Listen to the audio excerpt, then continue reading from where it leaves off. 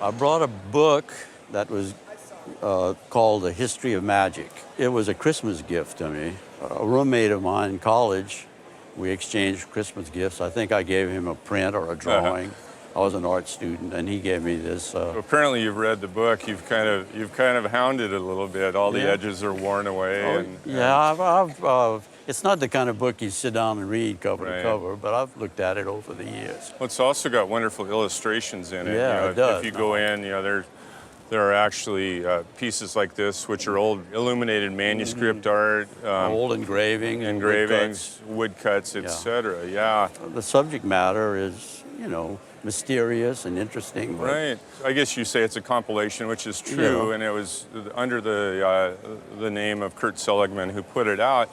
But what interested me, this book, I'm going to cut right to a value here for you.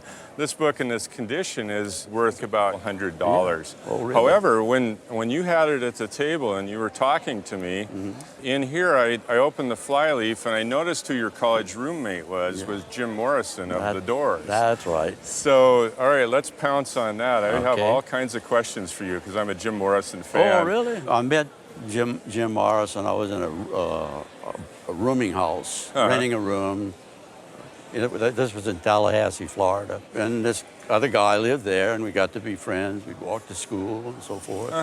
So, and he was Jim Morrison. I see that he's inscribed it as a Christmas gift, 1963 from Jim Morrison. And he had been a Florida native, and Jim had bounced out to New Mexico, and he ended up back at Florida State where you were, and he decided to take a few classes. He kind of went in typical Jim Morrison spirit, and I guess that he had a few run-ins. He was originally in a video that was promoting the college. Yeah, and then, I remember that. Really? That's just a little part of a film that's promoting Florida State. It's really it's very dull. Right. So what kind of a student was he? I'd hate to hear that he was like a shy, meek guy. For his age, I'd say he was probably the most intellectually deep person and well-read I ever met. And he was 19 when you met him.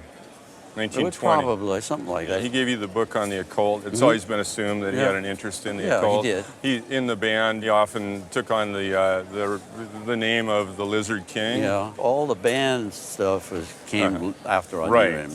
Right. And he was, I would say, interested in the idea that maybe people that are criminals are really saints, and that saints are criminals. And he was so attractive to the public. There's a following after his death. He died young. He has all the components of value.